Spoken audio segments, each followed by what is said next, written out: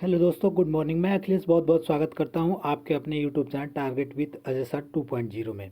जैसा कि आपको पता है कि पीईटी का एग्ज़ाम का फॉर्म है वो पूर्ण रूप से भरना शुरू हो गया है और जल्द ही जल्द आपको एग्ज़ाम देखने को मिल सकता है। तो इसको ध्यान में रखते हुए आपकी क्लास एक बार फिर से शुरू की जा रही है और मॉर्निंग में आज से आपकी 8 बजे से क्लास होगी रेगुलर। सुबह करेंट अफेयर्स की क्लास मॉर्निंग में 8 बजे रहेगी और आगे जैसे भी क्लास जो शुरू किया जाएगा आपको बता दिया जाएगा। तो आप लोग अपनी तैयारी ज़ोर शोर से शुरू कर दें।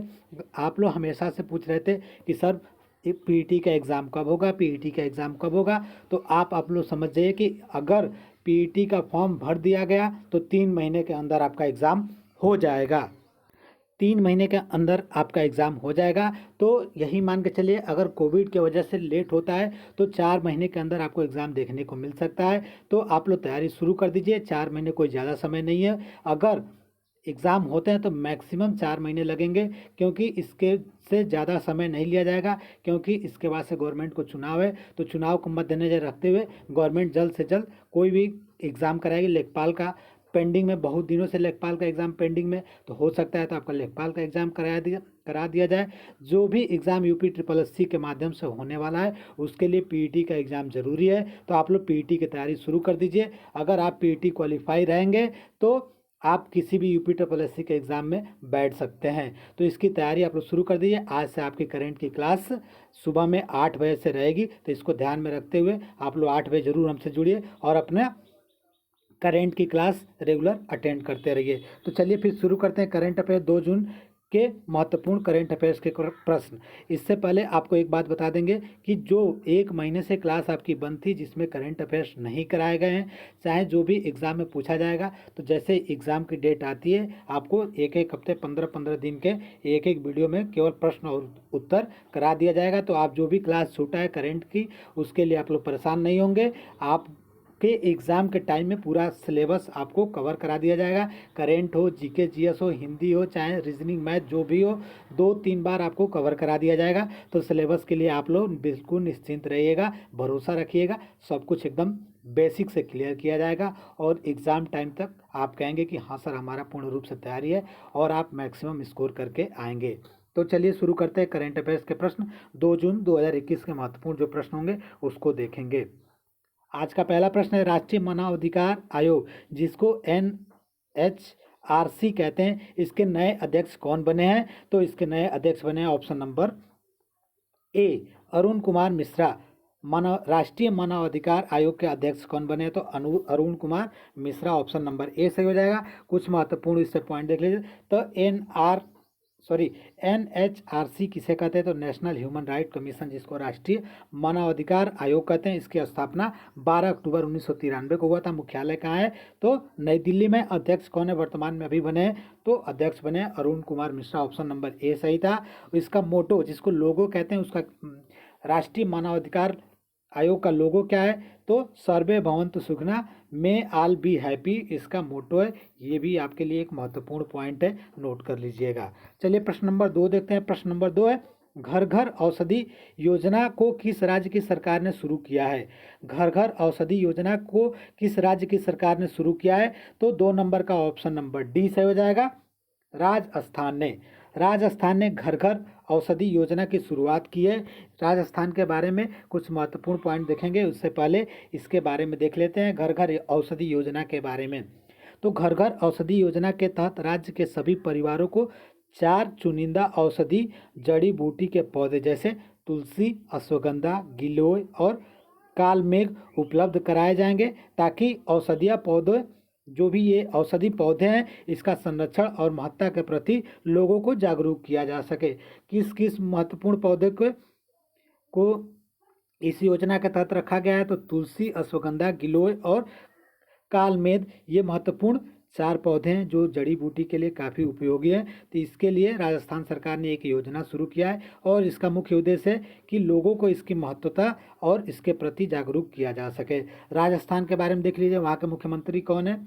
तो आपको पता होगा कि अशोक गहलोत है। गवर्नर कौन है? तो कलराज मिश्र है। राज्य की राजधानी, मुख्यमंत्री, प्रधान और किसी भी पड़ोसी देश के राज्य की राजधानी प्रधानमंत्री और वहाँ के राष्ट्रपति से भी प्रश्न आपके पीईटी में पूछा जाएगा, सिलेबस में है, तो उसको भी ध्यान में रख के आपको क्लास में बताया जाएगा, तो आप लोग नोट करते चलिएगा। चलिए प्रश्न नंबर 3 देखते हैं। प्रश्न नंबर 3 है, विश्व दुग्ध दिवस कब मनाया जाता है? तो अभी हाल ही में विश्व दुग्ध दिवस मनाया गया, कितने तारीख को? तो 3 नंबर का ऑप्शन नंबर सही हो जाएगा बी, 1 जून को। 1 जून को विश्व दुग्ध दिवस मनाया गया है। वर्ल्ड मिल्क डे 1 जून को मनाया गया है। चलिए अगला प्रश्न देख लेते हैं। इससे पहले कुछ महत्वपूर्ण पॉइंट वो भी देख लीजिए। स्वास्थ्य के लिए दूध कितना महत्व रखता है और ये हमारी डाइट के लिए कितना जरूरी हिस्सा है, इस बात को समझने और दूध को डाइट में शामिल करने के लिए लोगों को जागरूक करने के उद्देश्य से विश्व दुग्ध दिवस मनाया जाता है। इस दिवस को संयुक्त राष्ट्र के खाद्य और कृषि संगठन, जिसको FAO कहते हैं, इसके द्वारा मनाया जाता है। संयुक्त राष्ट्र का जो एक विभाग है, कौन सा? खाद्य और कृषि संगठन, उसके द्वारा विश्व दुग्ध दिवस मनाया जाता है। चलिए अगला प्रश्न देखते हैं। प्रश्न नंबर 4, एशियाई मुक्केबाजी चैंपियनशिप 2021 में किस भारतीय महिला बॉक्सर ने गोल्ड मेडल जीता है? एशियाई मुक्केबाजी चैंपियनशिप 2021 में किस भारतीय महिला बॉक्सर ने गोल्ड मेडल जीता है? तो 4 नंबर का सही आंसर हो जाएगा ऑप्शन नंबर सी, पूजा रानी ने। ऑप्शन नंबर सी हो जाएगा पूजा रानी। एशियाई मुक्केबाजी चैंपियनशिप 2021 में किस भारतीय महिला बॉक्सर ने गोल्ड मेडल जीता है? तो पूजा रानी, ऑप्शन नंबर सी से हो जाएगा। कुछ महत्वपूर्ण पॉइंट है उसको देख लेते हैं। भारत की पूजा रानी ने दुबई में चल रहे एशियाई मुक्केबाजी चैंपियनशिप 2021 में 75 किलोग्राम वर्ग के फाइनल मुकाबले में उज्बेकिस्तान की मावलोनोवा को हराकर गोल्ड मेडल जीता है। किसको हराया है? तो उज्बेकिस्तान की महिला खिलाड़ी को हराया है। और कितने किग्रा के भार में हुआ था? तो 75 किग्रा के भार में हुआ था। ये चैंपियनशिप कहाँ खेला जा रहा है? तो दुबई में चल रहा है। चलिए अगला प्रश्न देखते हैं। प्रश्न नंबर 5, किस संगठन ने किसानों के लिए दुनिया का पहला नैनो यूरिया तरल उर्वरक लॉन्च किया है? किस संगठन ने किसानों के लिए दुनिया का पहला नैनो यूरिया तरल उर्वरक लॉन्च किया है? तो इसका सही आंसर हो जाएगा 5 नंबर का ऑप्शन नंबर ए, IFFCO ने किसानों के लिए दुनिया का पहला नैनो यूरिया तरल उर्वरक लॉन्च किया है। आपके लिए बहुत ही महत्वपूर्ण प्रश्न रखे जा रहे हैं। अगर प्रश्न अच्छा लगे तो वीडियो को जरूर लाइक कर दीजिएगा। अगर आप हमारे चैनल पर पहली बार विजिट कर रहे हैं तो चैनल को सब्सक्राइब कर दीजिएगा और लिंक को अपने दोस्तों के पास भी अधिक से अधिक शेयर कर दीजिएगा। चलिए प्रश्न नंबर 5 के बारे में जो महत्वपूर्ण पॉइंट था उसको भी देख लेते हैं। India farmer fertiliser cooperative limited, जिसको IFFCO कहते हैं, उसने दुनिया में पहली बार नैनो यूरिया तरल तैयार किया है। इससे फसल की पैदावार बढ़ेगी और किसानों की आमदनी में बढ़ोतरी होगी। इसके लिए इसको लॉन्च किया गया है, तो इसको आप लोग देख लीजिएगा। अगला प्रश्न देख लेते हैं। प्रश्न नंबर 6 कह रहा है, 20 श्याम को किस देश में भारतीय राजदूत नियुक्त किया गया है? 20 श्याम को किस देश में भारत का राजदूत नियुक्त किया गया है? तो इसका सही आंसर हो जाएगा 6 नंबर का ऑप्शन नंबर बी, आइसलैंड में। आइसलैंड में भारत के किसको राजदूत के रूप में नियुक्त किया गया है? तो 20 श्याम को नियुक्त किया गया है। आइसलैंड का नया राजदूत 20 श्याम बने हैं। चलिए इससे महत्वपूर्ण पॉइंट जो है उसको देख लेते हैं। इससे महत्वपूर्ण पॉइंट क्या है? तो आइसलैंड के बारे में आप लोग जान लीजिए, क्योंकि आपके पीईटी के एग्जाम में है कि महत्वपूर्ण जो देश हैं उसके राजधानी, उसके प्रधानमंत्री, करेंसी और वहाँ के राष्ट्रपति के बारे में आपसे प्रश्न पूछा जा सकता है और पूछा जाएगा भी। तो इसको ध्यान में रखते हुए अगर कोई भी देश, कोई भी राज्य आता है तो उसके बारे में जो महत्वपूर्ण जानकारी होगी वो आपको बताया जाता है करेंट की क्लास में, क्योंकि एक करेंट की क्लास से आपको एक और टॉपिक कवर किया जा रहा है, क्योंकि कम समय में ज़्यादा गेन आपको कराया जाएगा यहाँ पे। तो इसको ध्यान में रखते हुए ये देखेंगे। आइसलैंड की राजधानी क्या है? तो रिकजेविक है वहाँ की राजधानी। आइसलैंड की करेंसी आइसलैंडिक क्रोना है। आइसलैंड के राष्ट्रपति गुडनी जोहानसन है। और वहाँ के प्रधानमंत्री कौन है? तो आइसलैंड के प्रधानमंत्री हैं कैटरीन जोकोब सोदीतर। और आइसलैंड को अग्निद्वीप के नाम से भी जाना जाता है। अग्निद्वीप के नाम से किसे जाना जाता है? तो आइसलैंड के बहुत ही महत्वपूर्ण प्रश्न है। ये स्टैटिक जीके में आपका प्रश्न पूछ सकता है, तो इसको भी आप लोग नोट कर लीजिएगा। चलिए अगला प्रश्न नंबर 7 देखते हैं। प्रश्न नंबर 7 है, टेनिस टूर्नामेंट बेलग्रेड ओपन 2021 का खिताब किसने जीता है? टेनिस टूर्नामेंट जो है बेलग्रेड ओपन 2021 हुआ है, उसका खिताब किसने जीता है? तो 7 नंबर का सही आंसर हो जाएगा ऑप्शन नंबर डी, नोवाक जोकोविच ने जीता है टूर्नामेंट। कौन सा? तो बेलग्रेड ओपन 2021 का खिताब जो हुआ है उसको नोवाक जोकोविच ने जीता है। इससे महत्वपूर्ण पॉइंट क्या है उसको भी देख लेते हैं। तो इससे इंपॉर्टेंट पॉइंट देख ले, विश्व के नंबर 1 टेनिस खिलाड़ी हैं सर्बिया के। सर्बिया एक देश है, उसके मतलब खिलाड़ी हैं जो विश्व में नंबर 1 टेनिस खिलाड़ी है। कौन? तो नोवाक जोकोविच, जिसने बेलग्रेड ओपन के एलेक्स मोल्कन को हराकर अपने करियर का 83वां खिताब जीता है। उनके करियर का कौन सा खिताब है? तो 83 नंबर। किसको हराया है? तो एलेक्स मोल्कन को हराया है। सर्बिया के खिलाड़ी हैं कौन? तो नोवाक जोकोविच, जिसने बेलग्रेड ओपन 2021 का खिताब जीता है। चलिए अगला प्रश्न देखते हैं, प्रश्न नंबर 8। नेशनल बास्केटबॉल एसोसिएशन, जिसको NBA कहते हैं, उसका 6 man of the year award 2021 किसने जीता है? नेशनल बास्केटबॉल एसोसिएशन का 6 मैन ऑफ ईयर अवार्ड 2021 किसने जीता है? तो 8 नंबर का सही आंसर हो जाएगा option number A, Jordan Clarkson ने।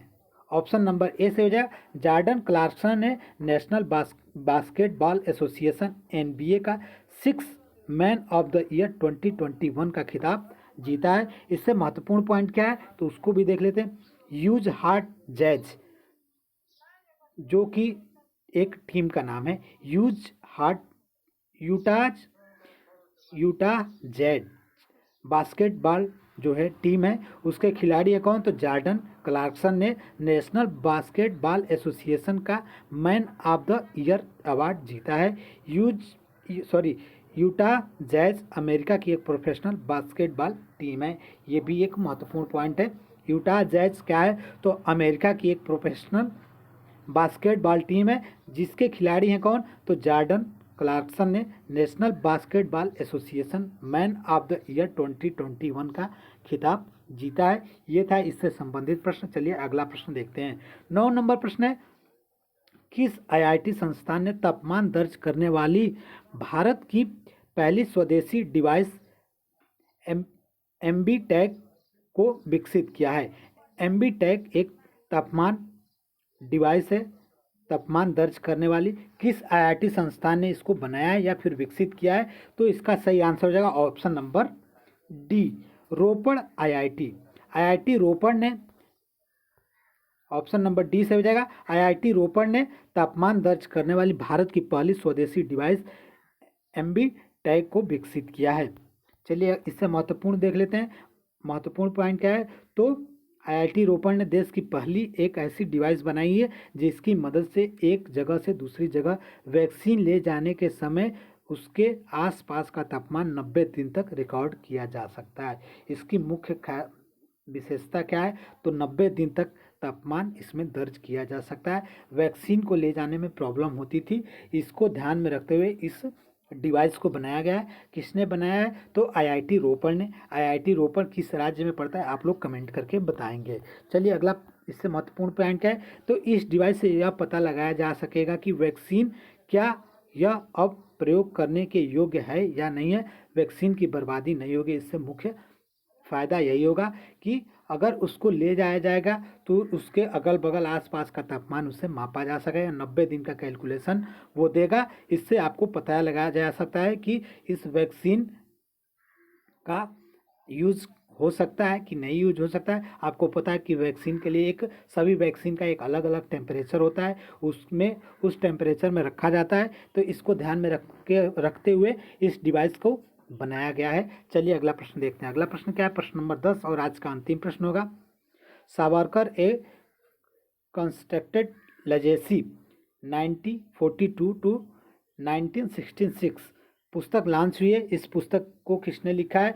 तो 10 नंबर का सही आंसर हो जाएगा option number D, Vikram Sampat ने लिखा है। यहाँ पे थोड़ा सा मिसप्रिंट होगा, उसको मत देखिएगा। विक्रम संपत ने लिखा है। कौन सी? तो सावरकर ए कंस्ट्रक्टेड लेजेसी पुस्तक लॉन्च किया है। आपको पता है कि पुस्तक से संबंधित आपके विभिन्न चर्चित पुस्तक और उसके लेखक से भी प्रश्न आपके 5 नंबर के आने वाले हैं, तो उसको ध्यान में रखते हुए एक करंट अफेयर्स के प्रश्न में जो चर्चित पुस्तक होती है वर्तमान में उसको रखा जाता है, तो उसको ध्यान में रख के ये प्रश्न रखा गया है। डेली एक प्रश्न आपको पुस्तकों से संबंधित होगा और आपको महत्वपूर्ण जो पुस्तक होगा उसका एक ही वीडियो में बता दिया जाए क्लास, तो उसके लिए आप लोग परेशान नहीं होगे। तो इसका सही आंसर 10 नंबर का ऑप्शन नंबर डी सही हो जाएगा।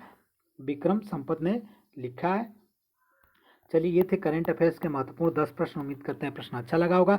प्रश्न अच्छा लगा होगा तो वीडियो को जरूर लाइक कर दीजिएगा। अगर आप हमारे टेलीग्राम चैनल से नहीं जुड़े हैं तो टेलीग्राम चैनल से जरूर जुड़ जाइएगा। टेलीग्राम चैनल का लिंक डिस्क्रिप्शन में भी दिया गया है और सर्च करके भी ज्वाइन कर सकते हैं, टारगेट विद अजय सर। अगर आप हमारे चैनल पर पहली बार विजिट कर रहे हैं तो चैनल को सब्सक्राइब कर लीजिए, लिंक को अपने दोस्तों के पास भी शेयर कर दीजिए। चैनल आपका है target with Ajay sir 2.0। Thank you for watching, thank you so much, have a good day, bye bye.